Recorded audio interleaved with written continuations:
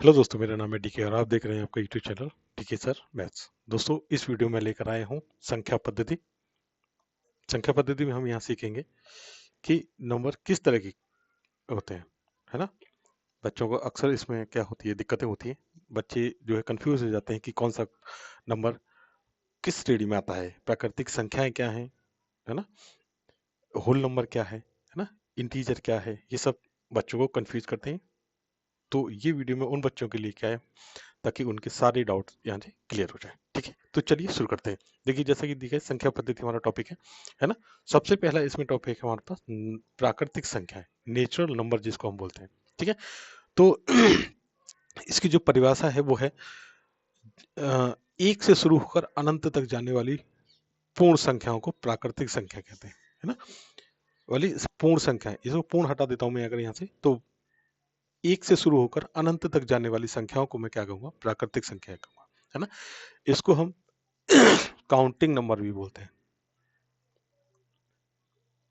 Counting number, है ना, गिनती वाली संख्या है ना, जहां से हम अपनी गिनती शुरू करते हैं, है ना। जैसे हम अगर हमें कोई भी नंबर अगर गिनना है तो हम शुरू करते हैं अपनी गिनती एक से। तो एक दो तीन चार पाँच ऐसे हम चलते चले जाते हैं, तो हमारी वो संख्या क्या, कौन सी संख्या कहलाती है, प्राकृतिक संख्याएं या नेचुरल नंबर। ठीक है, इसका उदाहरण दे रखा है, एक दो तीन चार पाँच, ये इस तरह से शुरू होती है और कहाँ तक जाती है, अनंत, इन्फाइनाइट तक ये जाती है। ये हमारी प्राकृतिक संख्याएं कहलाती है। ठीक है, आगे चलिए। अब देखिए, जो प्राकृतिक संख्याएं थी हमारी हमारी एक से शुरू होती थी, है ना। एक से लेके वो कहाँ तक जाती थी, अनंत तक। लेकिन पूर्ण संख्याएं क्या होती हैं, पूर्ण संख्याएं हमारी शुरू होती हैं कहाँ से, जीरो से। जीरो से, जीरो तथा एक से शुरू होकर अनंत तक जाने वाली संख्याओं को पूर्ण संख्याएं कहते हैं। ठीक है, तो ये जो पूर्ण संख्याएं होती हैं हमारी कहाँ से शुरू होती हैं, जीरो से शुरू होती है। इनकी काउंटिंग कहाँ से शुरू होती है, जीरो से, है ना।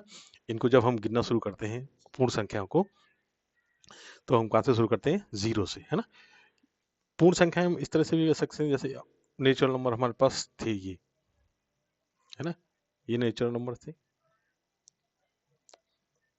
ठीक है, अब मुझे एक एक ऐसा अंक चाहिए, है ना, होल नंबर, ऐसा नंबर चाहिए जो इन संख्याओं को क्या करे, पूर्ण करे, है ना। तो वो क्या होता है हमारे पास, जीरो। अब ये अंक पूरे हो गए, इन नंबरों से ही सारी संख्याएं हमारी बनेंगी। ठीक है, आगे आ जाते हैं हमारे पास पूर्णांक, है ना। पूर्णांक क्या होते हैं, पूर्णांक की परिभाषा है ऋणात्मक पूर्णांक, शून्य और धनात्मक पूर्णांकों के समूह से पूर्णांक बनते हैं। सर ये है क्या, देखिए मैं आपको समझाता हूँ। मैंने एक लाइन खींची, ठीक है, इस लाइन पर मैंने बीच में लिखा यहाँ जीरो, और लाइन के सीधे हाथ की तरफ इस तरफ जब मैं चलूंगा, नंबर लिखूंगा, तो यहाँ लिखूंगा एक दो तीन चार पाँच। ठीक है, तो ये जो नंबर है इधर हमारे पास चलेंगे प्लस के नंबर, और जीरो से उल्टी साइड की तरफ जब मैं चलूंगा, इस साइड, ठीक है, तो ये नंबर आएंगे हमारे पास माइनस के, माइनस का एक, माइनस का दो, माइनस के तीन, माइनस के चार, है ना, माइनस के पाँच, और ये नंबर आगे भी चलते चले जाएंगे, ऐसे इधर भी चलते चले जाएंगे। ठीक है, तो जब इधर चलेंगे तो ये नंबर आएंगे हमारे पास ऋण के। तो जब जीरो से जब हम इधर चलेंगे, तो ये सारे नंबर हमारे पास किस तरह के कहलाएंगे, ऋणात्मक पूर्णांक। ठीक है, जीरो से जब हम सीधे हाथ की तरफ चलेंगे तो ये हमारे पास आएंगे धनात्मक पूर्णांक। ठीक है, ये जो बीच वाली जो संख्या होती है इसको बोलते हैं शून्य पूर्णांक, मतलब शून्य को क्या बोलेंगे, शून्य पूर्णांक। ठीक है, कहने का मतलब क्या है कि प्लस की और माइनस की संख्याओं को जब हम इकट्ठा करते हैं तो वही हमारे क्या कहलाते हैं, पूर्णांक। ठीक है, इसमें जीरो भी आता है। ठीक है, ठीक है, धनात्मक संख्या कैसी होती है, धनात्मक धन की संख्या होती है, ऋणात्मक कैसी होती है, जिन संख्याओं में ऋण का चिन्ह आता है, और ये हमारे शून्य भी मिलाकर हम किस तरह की संख्या बन जाती है, इंटीजर या पूर्णांक कहलाएंगे। ठीक है, आगे चलिए। अब आ जाते हैं हमारे पास इवन नंबर। इवन नंबर मतलब सम संख्याएं। सम संख्याएं कौन सी संख्या होती है, जो संख्याएं दो से विभाजित हो जाए, ध्यान से सुनेंगे, दो से विभाजित होने वाली संख्या सम संख्या कहलाती है ना। मतलब अगर मैं दो से विभाजित होने वाली संख्या लिख दूं तो वो हो जाएंगे मेरे पास 2, 4, 6, 8, 10, 12, 14, इस तरह की जो संख्याएं होंगी ये आगे भी चलते चली जाएंगी इनफाइनाइट तक, ठीक है। या हम कह सकते हैं कि दो के पहाड़े आने वाली संख्याएं क्या होंगी, हमारी सम संख्याएं होंगी, ठीक है। देखिए उदाहरण आपका यहाँ पर दे रखा है, ये है ना।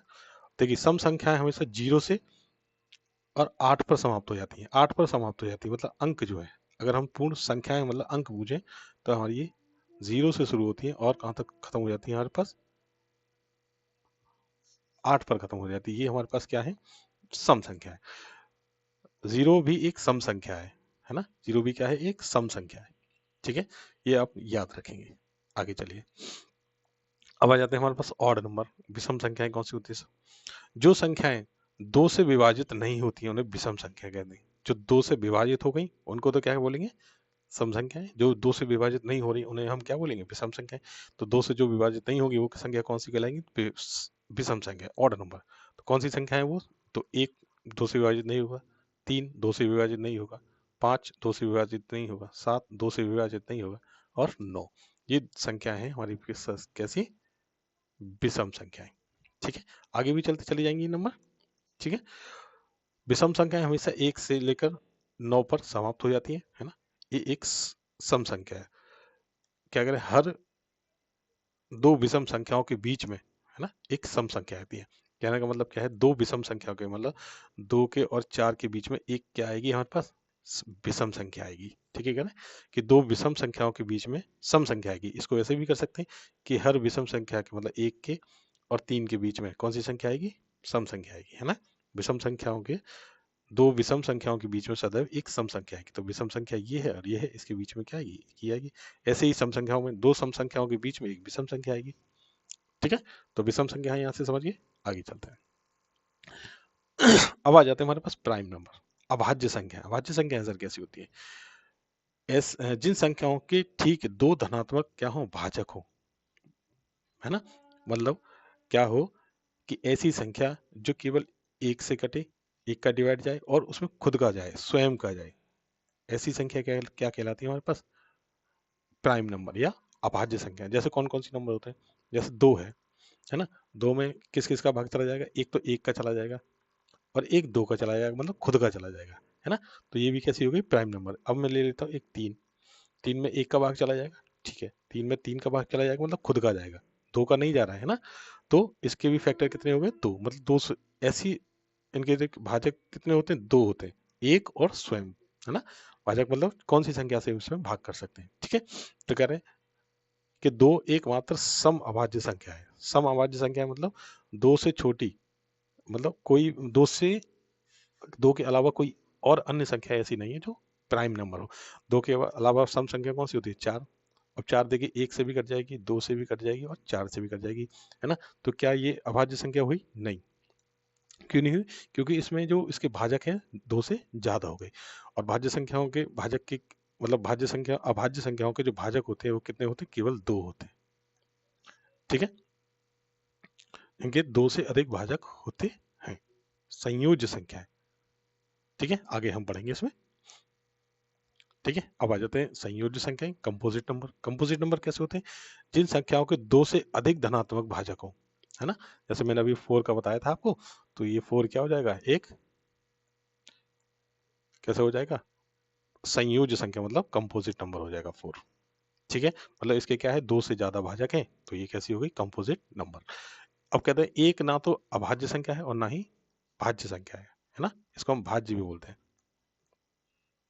कंपोजिट नंबर का, ठीक है। एक जो है देखिए अब एक एक से तो कटेगा ही, एक एक से भी कटेगा, मतलब ये खुद से भी कट रहा है, एक से भी कट रहा है, खुद से भी। तो इसको हम इस तरह से डिफाइन नहीं कर सकते। तो ये क्या है, ना तो अभाज्य कहलाती है और ना ही भाज्य कहलाती है, ठीक है। संयोज्य हमेशा केवल एक और स्वयं से अलावा किसी और से नहीं कटती, है ना। अभाज्य और संयोज्य संख्या दोनों एक दूसरे की कैसी होती है, विपरीत होती है, ठीक है। आगे आ जाते हैं, अब आ जाते हैं हमारे पास rational number. Rational number sir कैसे होते हैं, जिन संख्याओं को हम p बटे q के रूप में व्यक्त कर सकते हैं, है ना। p बटे q के रूप में लिख सकते हैं, मतलब कि ऐसे ही संख्या लिख दें, है ना। और दोनों ही नंबर क्या होने चाहिए, ये और ये दोनों क्या होने चाहिए, इंटीजर, मतलब पूर्णांक होने चाहिए। अब पूर्णांक मैंने आपको बताए थे अभी कैसे होते हैं पूर्णांक। पूर्णांक हमारे पास माइनस की संख्या होती है और प्लस की भी संख्या होती है। तो ये संख्या हमारी कैसी है, एक परिमेय संख्या है। ठीक है, ये एक परिमेय संख्या है। देखिए, एक सवाल बहुत पूछा जाता है, क्या जीरो एक परिमेय संख्या है? हाँ, तो जीरो को हम क्या लिख सकते हैं, जीरो के नीचे अगर मैं वन लिख दूं तो इसकी वैल्यू क्या आएगी, जीरो। और लेकिन हमने इसको यहाँ पे क्या लिख दिया, एक परिमेय संख्या के रूप में लिख दिया। यहाँ पे दोनों ही संख्याएं क्या है, ऊपर वाली और नीचे वाली दोनों क्या है, क्या है, इंटीजर है ना, पूर्णांक है। ये भी पूर्णांक है, जीरो भी और वन भी पूर्णांक है ना। और देखिए नीचे वाला जो नंबर है क्यू, क्यू मतलब नीचे वाली जो संख्या है किसके बराबर नहीं है, जीरो के बराबर नहीं है। देखिए ये जीरो के बराबर है नहीं है, ये क्या है, वन है। ठीक है, तो इस तरह से हम इसको करेंगे। आगे देखिए, इरेशनल नंबर कैसे होते हैं, जिन संख्याओं को हम पी बटे क्यू के रूप में नहीं लिख सकते वो हमारे इरेशनल हो गए। इनके उदाहरण दे रखे हैं, जैसे अंडर रूट दो, ठीक है, अंडर रूट तीन, है ना, ये अंडर रूट पाँच, ये सब संख्याएं कैसे होती है, पाई, है ना। ये सब कैसे संख्या होती है हमारे पास, अपरिमेय संख्या है। ठीक है, अपरिमेय संख्याओं के जो दशमलव होते हैं वो कैसे होते हैं, अशांत और अनावर्ती होते हैं। मतलब उनके जो दशमलव होते हैं वो कभी शांत नहीं होते। मतलब क्या है कि अगर मैं एक नंबर ले लूँ, ये इसको मैं जब भाग करूंगा तो इसका जो आंसर आएगा 0.5 आ जाएगा, है ना। मतलब इसका जो जीरो पॉइंट है वो शांत हो गया, आगे कोई नंबर नहीं आ रहा है। लेकिन अगर हम अपरिमेय संख्या लेंगे तो उनकी जो है दशमलव क्या है, बढ़ चलते ही चले जाएंगे, नंबर आते ही चले जाएंगे इसके पीछे। तो उस तरह की संख्या कैसी होती है, हमारी अपरिमेय संख्या कहलाती है। ठीक है, अब आ जाते हैं रियल नंबर। रियल नंबर क्या होते हैं, परिमेय संख्या और अपरिमेय संख्या को दोनों को मिला करके वास्तविक संख्या मतलब रियल नंबर बनते हैं। ये सारे जो उदाहरण दे रखे हैं हमारे पास किसके, रियल नंबर या वास्तविक संख्याओं के। कह रहे सभी प्राकृतिक पूर्ण संख्याएं, प्राकृतिक पूर्ण और पूर्णांक संख्या वास्तविक संख्याएं होती है ना। सभी वास्तविक संख्याएं संख्या रेखा पर दिखाई जा सकती है। संख्या रेखा भी जो मैंने एक लाइन खींची थी, है ना, उसी पे हम इसको सबको दिखा सकते हैं। ठीक है, आगे चलते हैं। ठीक है, अब तक ये ठीक है, ये वीडियो हमारा यहीं तक था।